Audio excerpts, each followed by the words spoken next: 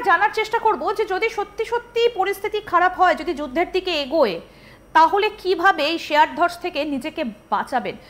বিনয় আগরওয়াল আমাদের সঙ্গে রয়েছেন আজকে, শেয়ার বিশেষজ্ঞ। স্যার, যদি আরেকবার যদি আপনাকে বলি যে একটু যদি ছোট ছোট করে বাংলায় বলা সম্ভব হয় আমাদের দর্শকদের জন্য। হ্যাঁ হ্যাঁ নিশ্চয়ই, আই এম সরি আমি চেষ্টা করব। যারা ইনভেস্টররা রয়েছেন তারা কি করবেন এখন? মার্কেট থেকে কি টাকা তুলে নেবেন নাকি তারা অপেক্ষা করবেন?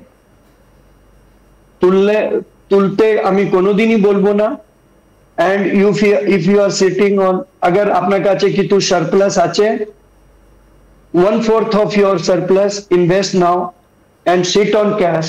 आप कैश पे बैलेंस पे बैठे रहिए और जब जब मौका अच्छे शेयर का मिले आप खरीदते रहिए। আচ্ছা, আপনি কোন সেক্টরের কথা কি বলবেন? যে যেমন আইটি সেক্টরটা আপনি বলছিলেন যে অনেকটা ডাউন হয়েছে বলে আজকে একটু উঠেছে, এই রকম ভাবে কোন সেক্টর কি আপনি মেনশন করবেন যে যদি সত্যি সত্যি একটা যুদ্ধকালীন পরিস্থিতি তৈরি হয় তাহলে এই ধস থেকে কিভাবে বাঁচবে ইনভেস্টররা? কোন কোন সেক্টরে তাহলে তারা যাবে? তো প্রথম ম্যাম ডিফেন্স সেক্টর, আচ্ছা, secondly textile sector, thirdly FMCG।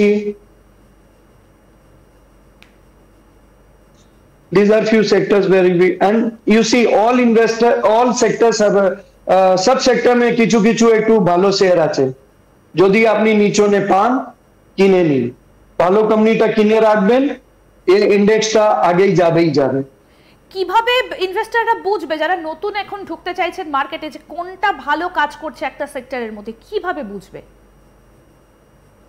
তার জন্য আমি বলবো ম্যাম সব দিকে ভালো হবে ওরা মিউচুয়াল ফান্ড রুটে এসআইপি করে। আচ্ছা, আপনি এসআইপিটা আমি বুঝাতে পারি একটু ছোট করে।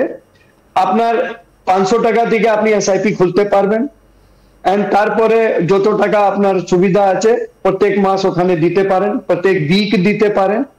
আর ওখানে প্রচুর রকমের বাস্কেট থাকে, ও ইনক্লুড করে large cap, mid cap, small cap.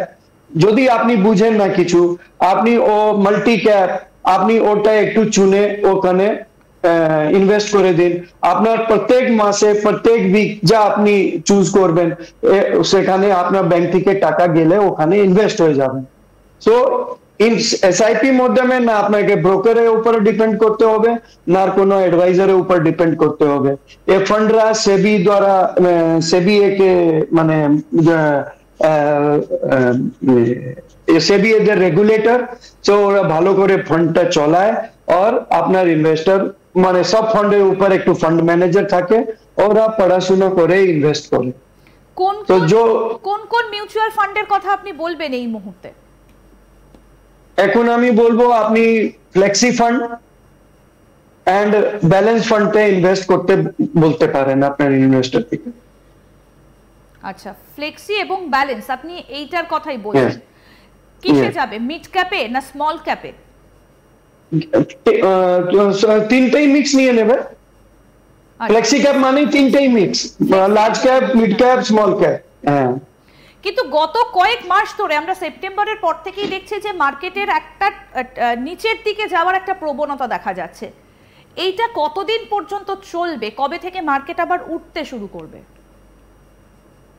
মানে আমি ঠিকভাবে বলবো নাকি মার্কেট পড়ে যাচ্ছে, কিছু কিছু শেয়ারটা পড়ে যাচ্ছে, হয়তো their weightage in index is much more, সেজন্য মার্কেটটা ইন্ডেক্স নেগেটিভ দেখাচ্ছে।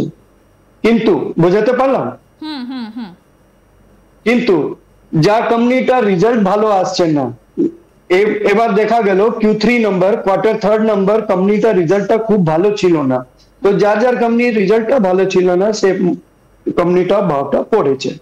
তারপরে নানা প্রকারের জিনিস এসে গেছে, ট্রাম্পের ট্যারিফ এসে গেছে, ওয়ার এসে গেছে, সেজন্য একটু আর সেন্টিমেন্টটা খারাপ হয়ে গেছে।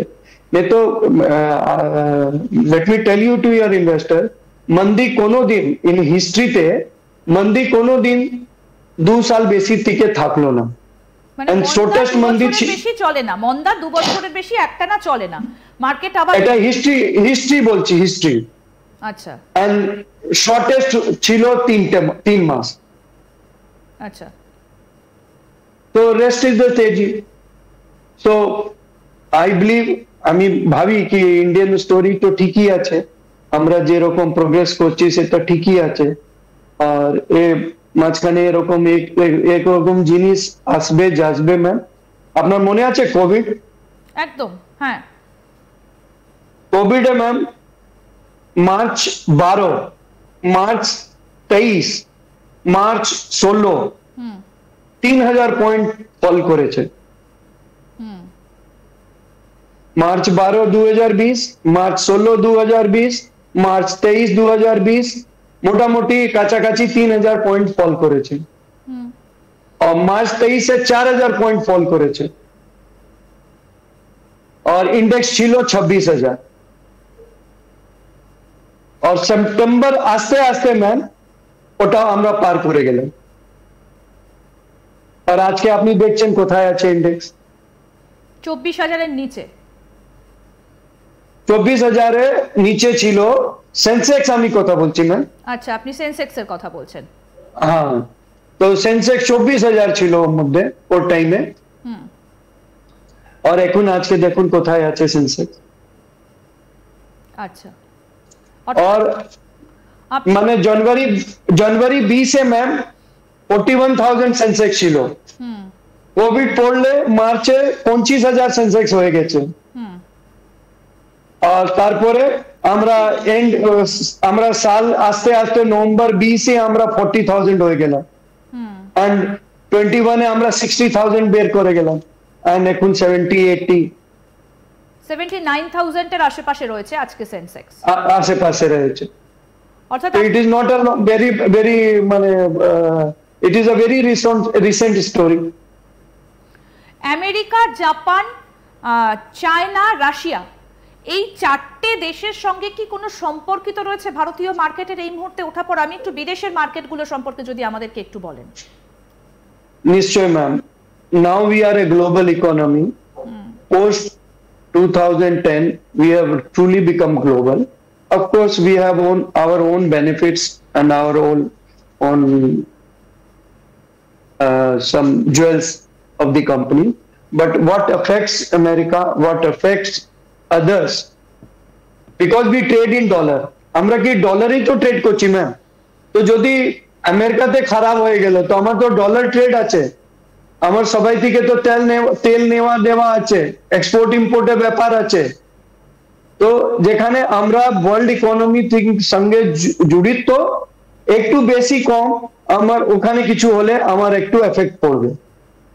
আমরা টাইম টু টাইম কত কিভাবে আমার ইকোনমিকে ইনসুলেট করতে পারি সেটা ওর উপরে ওই সময় গভর্নমেন্টের উপরে নির্ভর করে।